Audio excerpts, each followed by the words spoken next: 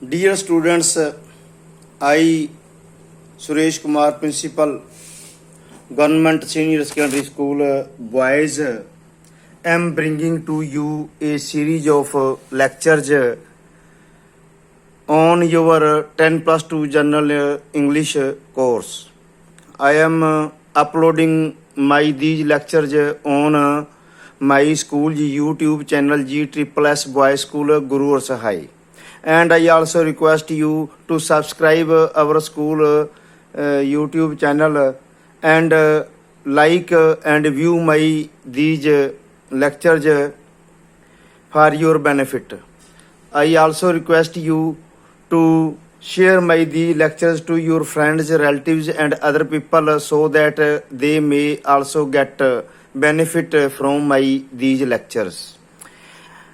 We were discussing the summary of the lesson on saying please in your prose section, and I had completed that summary in a very simple language, both in English and Punjabi. Now I am present for you with my third lecture on this chapter, which is on the theme of the lesson. Theme of the lesson has the content critically with the views of the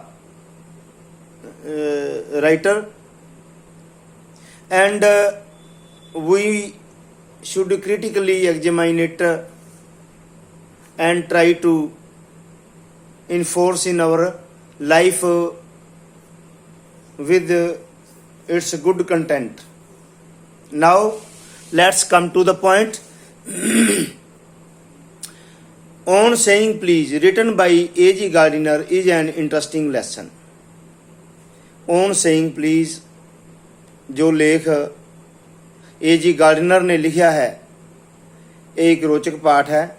it brings out the idea that the words, इस विचार बारे दसदा है कि शब्द thank you and please, thank you ते please, thank you जिहड़ा है धन्नवाद ते प्लीज किरपा करके, आर स्वीट साउंडिंग, जिहड़े ने कन्नां नूं मिठे लगण वाले शब्द हन.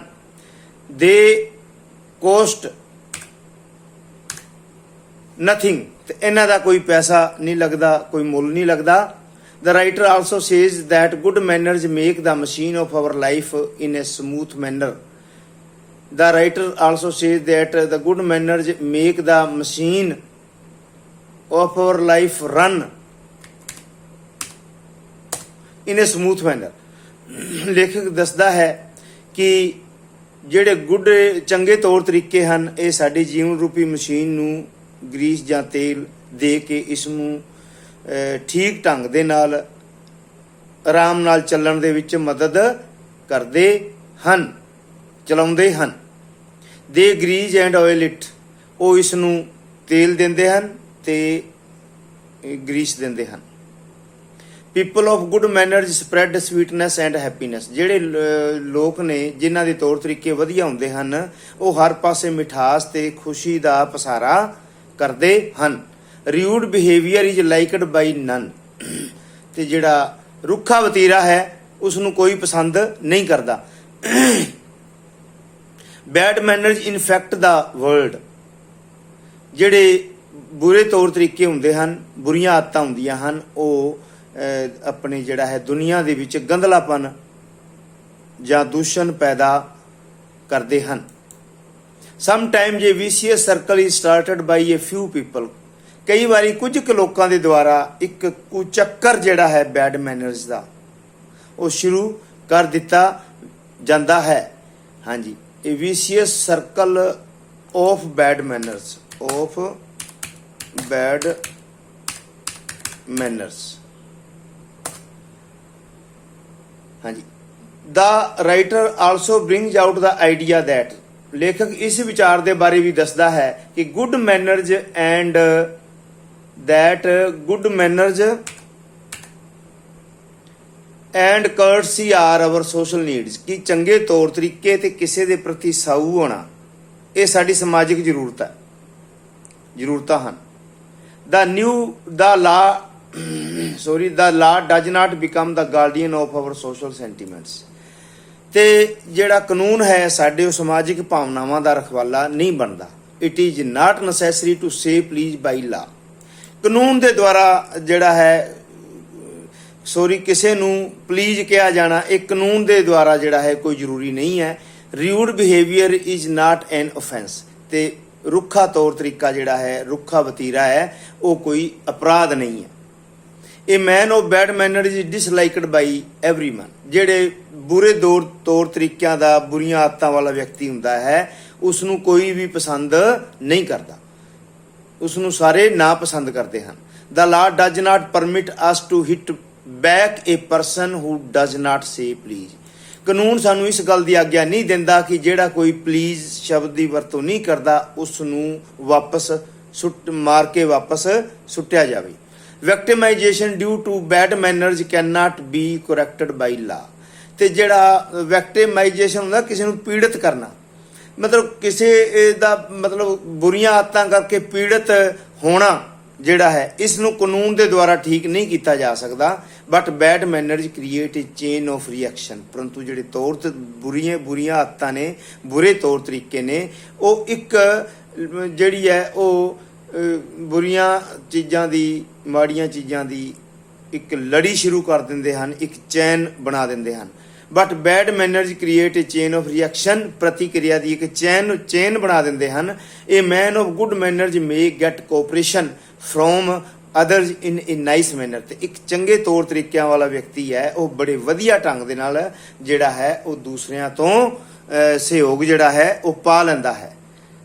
then students should go ahead. Next paragraph, the writer in the essay says that, ਲੇਖਕ ਜਿਹੜਾ ਹੈ ਇਸ ਲੇਖ ਦੇ ਵਿੱਚ ਕਹਿੰਦਾ ਹੈ ਕਿ the liftman was a rude person, ਕਿ ਜਿਹੜਾ ਲਿਫਟ ਚਾਲਕ ਸੀ ਉਹ ਇੱਕ ਰੁੱਖਾ ਵਿਅਕਤੀ ਸੀ। he hurled the passenger out of his lift who did not say him to please, ਉਹ ਉਸ ਯਾਤਰੀ ਨੂੰ ਆਪਣੀ ਲਿਫਟ ਦੇ ਵਿੱਚੋਂ ਉਸਨੇ ਬਾਹਰ ਸੁੱਟ ਦਿੱਤਾ ਜਿਸ ਨੇ ਉਸ ਨੂੰ ਟੌਪ ਪਲੀਜ਼ ਪਾਓ ਕਿ ਕਿਰਪਾ ਕਰਕੇ ਮੈਨੂੰ ਉੱਪਰ ਲੈ ਚੱਲੋ ਨਹੀਂ ਕਿਹਾ ਸੀ, ਮਤਲਬ ਕਿ ਕਿਰਪਾ ਕਰਕੇ ਪਲੀਜ਼ ਸ਼ਬਦ ਦੀ ਉਸਨੇ ਵਰਤੋਂ ਨਹੀਂ ਕੀਤੀ ਸੀ।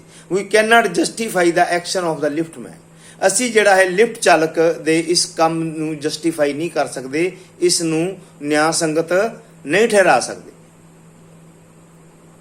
ਹਾਂਜੀ, had the passenger got his arm or limb broken, ਜੇਕਰ ਜਿਹੜਾ ਯਾਤਰੀ ਸੀ ਉਹ ਲਿਫਟਮੈਨ ਦੇ ਇਸ ਕੰਮ ਕਰਕੇ ਉਸਦੀ ਹੱਥ ਜਾਂ ਬਾਂਹ ਲੱਤ ਟੁੱਟ ਜਾਂਦੀ, the law would have caught hold on him on the liftman, ਤਾਂ ਲਿਫਟਮੈਨ ਦੇ ਉੱਤੇ ਕਾਨੂੰਨ ਨੇ ਆਪਣਾ ਸ਼ਿਕੰਜਾ ਕੱਸ ਦੇਣਾ ਸੀ। and he might severely be punished by the law, ਤੇ ਇਸ ਕਰਕੇ ਉਸ ਨੂੰ ਕਾਨੂੰਨ ਦੇ ਦੁਆਰਾ ਜਿਹੜਾ ਹੈ ਉਹ ਸਖਤ ਸਜ਼ਾ ਵੀ ਮਿਲ ਸਕਦੀ ਸੀ। law protects us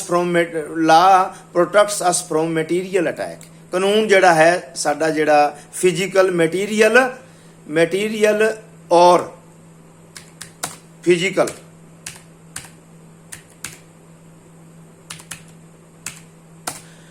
ਅਟੈਕ, ਕਾਨੂੰਨ ਜਿਹੜਾ ਹੈ ਸਾਡੇ ਸਰੀਰ ਦੇ ਉੱਤੇ ਸਰੀਰਕ ਹਮਲੇ ਵਿਰੁੱਧ ਜਾਂ ਭੌਤਿਕ ਹਮਲੇ ਦੇ ਵਿਰੁੱਧ ਸਾਡੀ ਰਖਵਾਲੀ ਕਰਦਾ ਹੈ। On the other hand the bus conductor head good manners, ਜਦੋਂ ਕਿ ਦੂਜੇ ਪਾਸੇ ਦੇਖੀਏ ਤਾਂ ਜਿਹੜਾ ਬੱਸ ਕੰਡਕਟਰ ਸੀ ਇਸ ਪਾਠ ਦੇ ਵਿੱਚ ਕਰੈਕਟਰ ਹੈਗਾ, ਪਾਤਰ ਹੈ, ਉਸ ਦੇ ਤੌਰ ਤਰੀਕੇ ਬੜੇ ਵਧੀਆ ਸਨ। He gave the author ticket without money as the author forgot money at home, ਉਸ ਨੇ ਲੇਖਕ ਨੂੰ ਜਿਹੜੀ ਟਿਕਟ ਸੀ ਉਹ ਬਿਨਾਂ ਪੈਸਿਆਂ ਤੋਂ ਦੇ ਦਿੱਤੀ ਸੀ ਕਿਉਂਕਿ ਜਿਹੜਾ ਲੇਖਕ ਸੀ ਉਹ ਆਪਣਾ ਜਿਹੜੇ ਪੈਸੇ ਸੀ ਘਰ ਭੁੱਲ ਆਇਆ ਸੀ। But luckily he found a shilling in one of the corners of his pocket, ਪਰੰਤੂ ਚੰਗੀ ਕਿਸਮਤ ਦੇ ਨਾਲ ਉਸਨੇ ਇੱਕ ਸਲਿੰਗ ਆਪਣੀ ਜੇਬ ਦੇ ਇੱਕ ਕੋਨੇ ਦੇ ਵਿੱਚੋਂ ਉਸ ਨੂੰ ਮਿਲ ਗਿਆ ਸੀ। And settled his account on the spot, ਤੇ ਉਸਨੇ ਮੌਕੇ ਤੇ ਹੀ ਆਪਣੇ ਅਕਾਊਂਟ ਜਿਹੜਾ ਸੀ ਉਸ ਨੂੰ ਸੈਟਲ ਕਰਤਾ ਸੀ, ਭਾਵ ਕਿ ਜਿਹੜੀ ਟਿਕਟ ਦੇ ਪੈਸੇ ਸਨ ਉਹ ਦੇ ਦਿੱਤੇ ਸਨ। One day the author's toe was hurt with the boots of the bus conductor. ਇੱਕ ਦਿਨ ਜਿਹੜਾ ਲੇਖਕ ਹੈ ਉਸ ਦਾ ਅੰਗੂਠਾ ਜਿਹੜਾ ਸੀ ਉਹ ਨਪੀੜਿਆ ਗਿਆ ਜਾਂ ਜ਼ਖਮੀ ਹੋ ਗਿਆ ਉਸ ਬੱਸ ਕੰਡਕਟਰ ਦੇ ਬੂਟਾਂ ਦੇ ਨਾਲ। The polite bus conductor begged his pardon in a nice manner. ਤੇ ਉਸ ਨਿਮਰਤਾ ਵਾਲੇ ਬੱਸ ਕੰਡਕਟਰ ਨੇ ਜਿਹੜੀ ਸੀ ਇੱਕ ਵਧੀਆ ਢੰਗ ਦੇ ਨਾਲ ਲੇਖਕ ਤੋਂ ਇਸ ਗੱਲ ਦੀ ਮਾਫੀ ਮੰਗ ਲਈ ਸੀ। The author assured him never to mind. ਤੇ ਲੇਖਕ ਨੇ ਵੀ ਜਿਹੜਾ ਹੈ ਉਸ ਨੂੰ ਵਿਸ਼ਵਾਸ ਦਿਲਾ ਦਿੱਤਾ ਸੀ ਕਿ ਉਸ ਨੂੰ ਮਤਲਬ ਜਿਹੜਾ ਇਹ ਗੱਲ ਜਿਹੜੀ ਦਿਲ ਦੇ ਉੱਤੇ ਨਹੀਂ ਲਾਉਣੀ ਚਾਹੀਦੀ। ਦਿਸ is all about the theme of the lesson. Now students, you should study hard.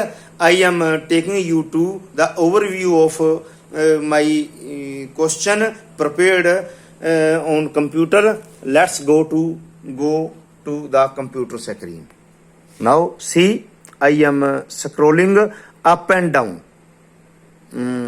of this question so that you may get its screenshot, and after that you may get the printouts of this question for your examination point of view and good preparation, and you should study hard and get good marks.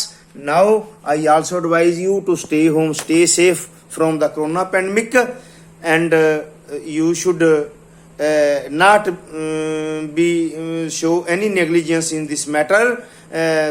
Follow the instructions of the health and home ministry. Thank you very much.